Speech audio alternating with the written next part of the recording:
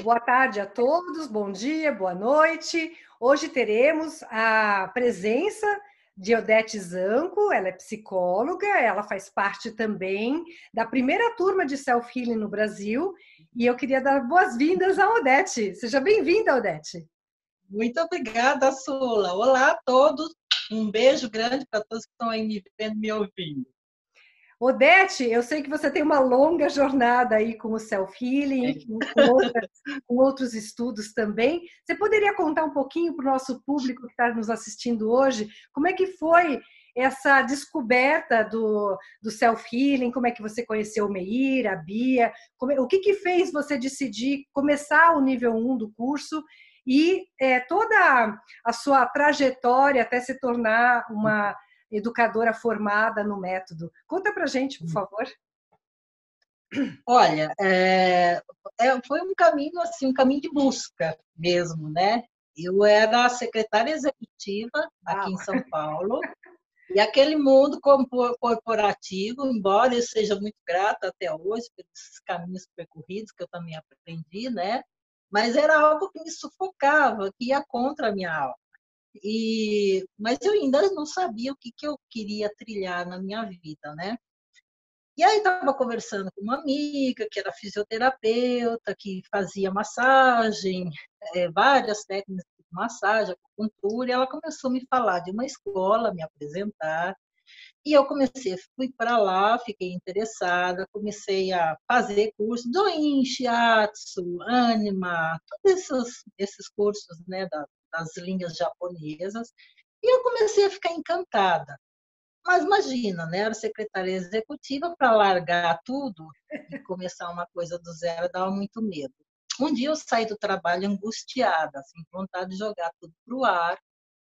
Eu estava a caminho de casa, de repente eu vi uma livraria, que era a Livraria Pensamento. E eu resolvi entrar. Fiquei lá, batendo olho em livros e tal. De repente eu vi uma lição de vida. Foi uma coisa muito mágica, vamos dizer assim. De repente eu peguei o livro, eu fui no caixa, eu falei, moço, eu vou levar. E aí, no meio do caminho, comecei a falar para mim, não, deve ser não leu nem o prefácio do livro, deve ser um livro babaca de autoajuda qualquer, né? E comecei a me condenar por não ter comprado um livro sem tomar conhecimento. Bom, enfim, para encurtar a história, quando eu cheguei em casa e quando eu comecei a ler o livro, que na verdade era a autobiografia dele, né? Eu comecei a ficar muito comovida. E ali eu já comecei a ter um direcionamento. Eu falo, Meir tem um papel importantíssimo, tê-lo conhecido foi um privilégio, né? Porque ele foi foi não e é, né? Até hoje um grande mestre na minha vida, não só de me trazer um método novo, né? Que eu apostei, acreditei muito, mas ele me deu um caminho de vida que eu pensei, meu Deus do céu, esse sujeito, com toda a história dele, com tudo que ele passou, com a cegueira, ele chegar onde ele chegou, aí eu pensei, eu posso tudo. Ele me deu ele me deu um empoderamento, ele me deu assim uma consciência de alma, sabe? Do que nós somos capazes. Nós somos Bom, capazes. enfim, eu devorei o livro dele, li até de madrugada, acho que em 2 dias eu li todo o livro. E aí eu comecei a abraçar cada vez mais aqueles cursos que eu estava fazendo. Eu não lembro se foi meses depois ou cerca de um ano depois, o meu sonho era ir para lá e conhecer o método dele, mas na ocasião, na época, era inviável para mim, né? Que ano que foi isso, E Odete? foi lá nos anos 90, Sula, foi um pouco antes dele vir para o Brasil, acho que uns 2 anos antes. Aí eu comecei a sonhar que eu estava na escola. Eu falo, quando eu conheci o Meir, eu já sabia coisas.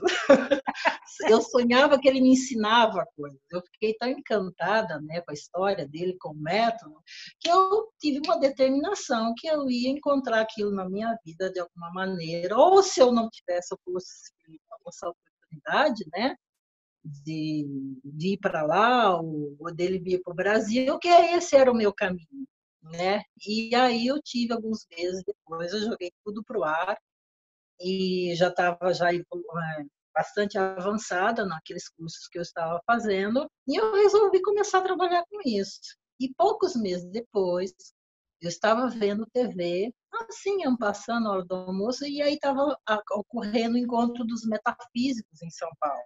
E quem estava lá? O Meir Schneider. Eu não acreditei, eu falei, meu Deus, o cara está aqui do lado da minha casa. Porque na época eu morava lá na Zona Norte, estava pertinho, né? Acho que era em Guimbi, aquela região ali.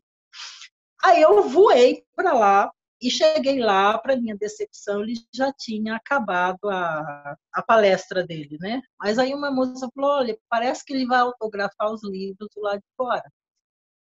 Aí eu vi que tinha uma fila bem grande, eu falei, eu tenho que ter acesso de alguma maneira. Eu comprei o livro de volta, o livro que eu já tinha, e fiquei lá na fila esperando a minha vez, né? E eu queria só agradecer por aquele start que ele deu dentro. Né? Eu falei, quando foi chegando a minha vez, e ninguém tinha acesso a ele, ficava atrás da mesa, a tradutora chegava, dava o livro, e ele autografava, ela devolvia. Aí, quando chegou minha vez, eu falei, não vou perder essa oportunidade. Eu falei, por favor, fiquei lá, feito uma pentelha, né? Pedindo. Falei, eu só quero agradecer, só quero agradecer. E a moça falava, eu sei, mas ele está muito cansado e outras pessoas vão querer. Aí ele mesmo viu a minha persistência. E aí ele virou para a moça e falou, deixa a pentelha entrar aí, veja o que ela quer, né? E aí eu, né, eu falei que eu só queria agradecer, que a partir da descoberta do livro dele, da vida dele, ele fez eu encontrar o meu próprio caminho, né? Do que eu queria para minha vida, que é trilhar o caminho da saúde. Aí ele falou que ele estaria no dia seguinte dando um workshop lá na Unipaz, em Santana, e que eu era convidada dele. Ele fazia questão, ele falou, sinto na tua alma que esse é o seu caminho mesmo. E ele falou algumas coisas que ele sentia que eu tinha um coração nas mãos, né? E me reforçou aquele sentimento de que eu estava no meu caminho certo. E aí, no dia seguinte, eu fui para lá, eu fiz o workshop com ele, aí saí mais encantada, né, de ver a sensibilidade dele, a capacidade dele, da força que aquilo trazia, né? E aí, não lembro se foi no ano seguinte que ele já começou a vir para o Brasil para dar formação. Foi a primeira turma, né? Então, eu falo, sou da primeira turma de formação dele aqui. Sou daí dos veteranos mais antigos, né? E aí eu abracei aquilo e vivo disso até hoje.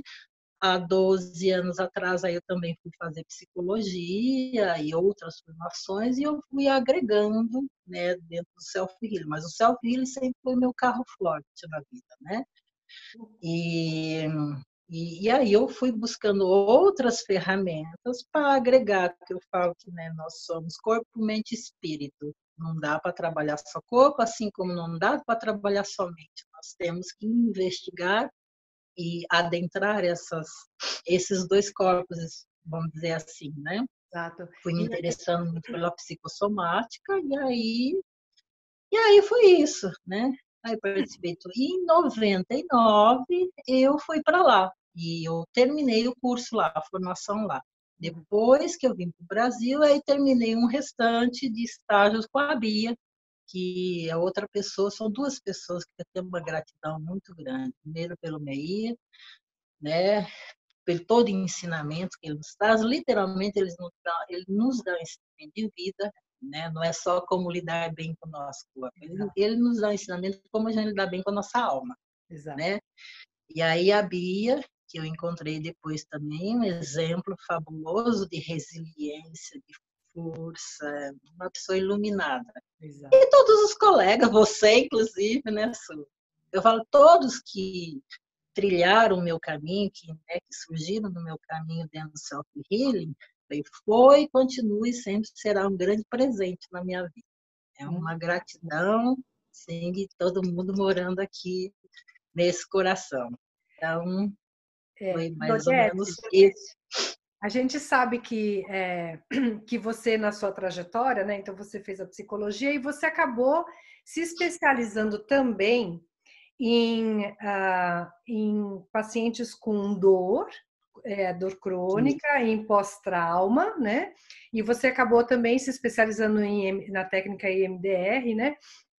Eu gostaria que você contasse um pouquinho para o pessoal como é que foi essa trilha para ir para esse lado do pós-traumático, e eu sei que também você se especializou em constelação familiar, e como é que você integra todas essas facetas, né, essas técnicas para auxiliar principalmente quem tem dor crônica e algum caso de pós-trauma. Conta um pouquinho para a gente, como é que foi chegar nessa especialidade, como é que o self-healing tem te ajudado e associando com essas técnicas? Tá. Então, para lidar, para trabalhar na formação do trauma com dor, para trabalhar com dor, eu fui lá para o Hospital das Clínicas, né? Eu fiquei 1 ano e meio dentro do HC, fazendo ambulatórios e acompanhando aquela questão da dor crônica, né? E falo com um grande aprendizado, até mesmo para a área médica, fisiologia, de anatomia, né, que me enriqueceu muito. Aí depois, quando foi em 2005, que eu fui para psicologia, depois que eu terminei a psicologia, é que eu descobri o EMDR, né? E o EMDR, ele trabalha com redes de memória, que acrescentou muito isso no trabalho. Eu percebia, por exemplo, dentro do self-healing, tem pessoas que às vezes têm couraças musculares, muitas dores crônicas, né? E por mais que a pessoa fale, eu me trato com um médico, com fisioterapia, já fiz todas as técnicas, passei por tudo que é ter tratamento, mas a minha dor continua. E alguns, é interessante, eu já tive casos, que inclusive da pessoa chegar e falar assim, escuta, já me reviraram até os fios do cabelo, e os médicos falam que não justifica a dor crônica que eu tenho. Né? Então, aí a gente vai buscar um pouquinho aí que a psicologia me deu né, de bagagem, foi isso, da gente procurar o que ocorre, né? Que dor é essa? Que memória é essa? E o MDR, ele vai nas redes de memórias. Ele trabalha, inclusive, com os movimentos oculares. Então, na medida que a gente começa a trabalhar os movimentos oculares, e é feito de uma forma consciente, tem pessoas que acham que às vezes é hipnótico, né? Não, porque na hipnose você entra numa espécie de um transe. E no MDR não, você fica totalmente participativo. Então, quando a gente começa a mexer o fundo de olho, contato puro com feixes musculares que já leva a ligação com o cérebro, começa a mexer nas redes neurais. E essas redes neurais, elas começam assim a se comunicar.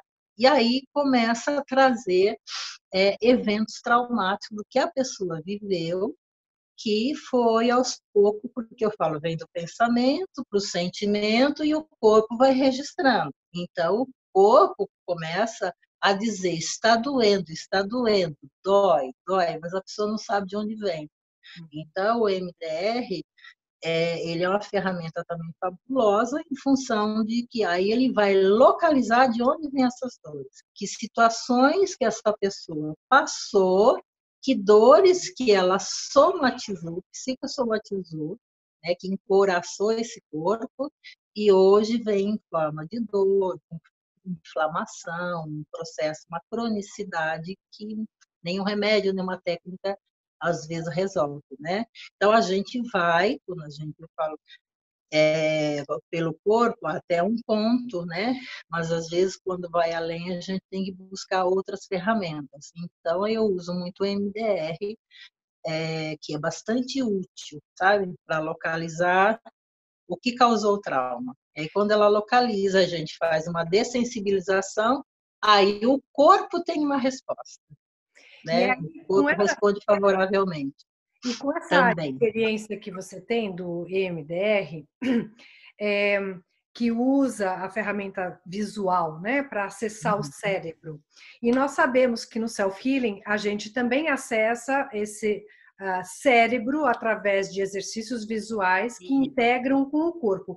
E esse é um diferencial que o self-healing tem, que é essa visão holística de visão e corpo, como um ser só, né? E não duas coisas separadas. E dentro da sua experiência, o que você consegue perceber nesse link que o self-healing permite através da visão, dos exercícios de visão, para associar com o MDR ou vice-versa? Olha, só com fui vendo assim, né, na trajetória de muitos casos de pessoas que às vezes vinha com histórico de visão, e depois que a gente simplesmente começava a trabalhar com os exercícios do self-healing, a pessoa começar a trazer algumas informações a mais. Uhum. Tipo, nossa, realmente, por exemplo, eu fui percebendo que foi numa fase ou de desemprego, ou enfim, de alguma situação difícil de vida, que ele começou a ter problema de visão, né? Ou às vezes, em função daquilo, começou a ir com casos de depressão, aumentar uma ansiedade, porque realmente não ver, para quem já vê, né, gente, é muito ansioso. Acho que qualquer limitação, né? Uma coisa é a pessoa já nascer e conviver com uma limitação. Outra coisa é ela desenvolver ao longo do tempo e ter que conviver com isso é muito difícil. E eu acho que de todas a cegueira é a pior, né? Você deixar, de repente, de ver o mundo é como deixar de ver a vida. Então, é bastante traumático, né? Então, eu vejo que o exercício self-healing também ajuda a pessoa a ir além. Ela começa a se conhecer, ela começa a perceber o que está acontecendo com ela. E uma das coisas que eu amei e amo até hoje no método self-healing, que é essa consciência, que eu uso muito, né? Eu falo, todos nós somos responsáveis pelo nosso corpo, pela nossa saúde, pela nossa felicidade. Não tem como desagregar. Nós somos responsáveis. E as pessoas estão acostumadas a querer as coisas muito prontas. É aquela coisa, tem uma dor, vai no médico, toma um anestésico, remédio, anestesiou a dor e continua com ela. O problema continua no corpo, mas não tendo dor, a pessoa acha que está tudo bem, né? E o self-healing é fabuloso, porque é isso, ele dá uma conexão de você com você mesmo, de você olhar para a tua dor. É quase que um trabalho de psicologia já, né? De olhar para a tua dor, tentar entender o que esse corpo está dizendo, por que está doendo, por que está se deformando. Então, leva a uma consciência de vida, a uma consciência do indivíduo com ele mesmo. Então, uma coisa que eu gosto muito do self-healing é isso. Ele sempre ensinou muito a questão de transferir e dar para a pessoa a responsabilidade, né, a consciência, melhor, de que a responsabilidade é dela e que ela tem que ter disciplina. Por exemplo, tem muitos que vêm, eu quero uma massagem para relaxar, eu quero uma coisa, né, e quer uma coisa só passiva. Então, tá, a gente de vez em quando faz isso, uma coisa passiva, e dá, eu mesmo uso muitas técnicas de relaxamento, né? Mas eu falo, isso não expande, não abre a consciência. As pessoas precisam ter consciência do que está acontecendo com elas e entender que elas têm ferramentas dentro dela, recursos para sair daquela condição e para se melhorar, mas que para isso ela precisa ter uma conexão com ela, com esse corpo, com essa emoção que ela está sentindo, e é o que né? a gente Com tudo que é chama, dela. e é o que a gente chama de agente da própria saúde, né? Onde a gente é ativo, né? Consciente dessa trilha, né? Nós não estamos negando o papel do médico, do psicólogo, Em hipótese alguma, de modo algum. É um pelo trabalho contrário. integrado, onde a gente Isso. muitas vezes precisa do suporte de um profissional especializado, né? Mas a responsabilidade de assumir essa transformação é da pessoa, né? Porque ninguém Com muda certeza, o outro. com A gente certeza. muda porque a gente quer transformar, né? E senão ela vai virar uma eterno dependente do remédio, do médico, do terapeuta, do físio. Nós somos agregadores que vai dar uma alavanca para ele e melhorar a condição dele, mas a responsabilidade no dia a dia é com ele, né? Então, precisamos, né? Eu mesmo tenho parceiros médicos aqui, grato a todos eles, né? Desde ortopedista da parte de corporal, como psiquiatras pela parte da psicologia, né? Então, eu falo, todos nós precisamos um do outro. Cada um tem algo de bom a oferecer, né? Mas a responsabilidade é do indivíduo. Ele tem que se conectar com ele, com as dores dele, com o corpo dele, né? E ter a disciplina do autocuidado diário. E não, né? Ou também só cuidar quando adoece, não espera o adoecimento chegar. Nós somos criadores de saúde. Então, de promoção de saúde, né? Tanto self-healing, né? Você está falando Então, uma coisa de autocura. Você está falando uma coisa importante que chama disciplina, né? E a gente dá de Isso. frente com muitas pessoas que têm essa dificuldade. Eu, Uhum. inclusive, me especializei também em vários detalhes em relação à disciplina, né? E eu gosto de brincar que, por exemplo, todos nós temos dentes e a gente precisa cuidar dos nossos dentes, a gente precisa escovar os dentes, né? Exatamente. E o dentista está lá para ajudar a gente quando necessário, Uhum. mesmo para fazer uma Uhum. limpeza mais profunda e tudo mais. Mas é nossa responsabilidade escovar o dente 3 vezes por dia, né? Ou a Sem dúvida mesma coisa, alguma. é a mesma coisa. Ah, mas eu fiz o exercício ontem. Mas, por exemplo, porque você tomou banho ontem, você não vai tomar banho hoje? Não é? Pois é. É mais ou menos isso, né? É um constante cuidado. Assim como a gente Isso. cuida do nosso corpo tomando banho todos os dias e cuida dos nossos dentes, escovando os dentes todos os dias, o corpo também precisa do movimento adequado todos os dias um pouquinho. Não precisa ficar o dia inteiro, né? Mas esse Uhum. cuidado, esse olhar atento, né? Diário, vai ajudando a pessoa a trabalhar essa disciplina que você acabou de comentar, não é? Entendi. Isso é fundamental, é extremamente importante, porque eu falo, nosso cérebro ele é inteligentíssimo, mas nós precisamos mostrar para ele como funciona. Então, por exemplo, nos exercícios de self-healing, né? Você vai lá fora, vai no sol, faz um sun, faz um palmo, você está estimulando o cérebro a potencializar essa informação. Né? Então, assim, só imaginar, só pensar, não, você tem que pôr em ação. Quando você coloca em ação, o cérebro entende, mais ou menos, é assim que funciona. E aí todas as sinapses do cérebro começam a trabalhar a favor uma da outra. Então, uma riqueza, né?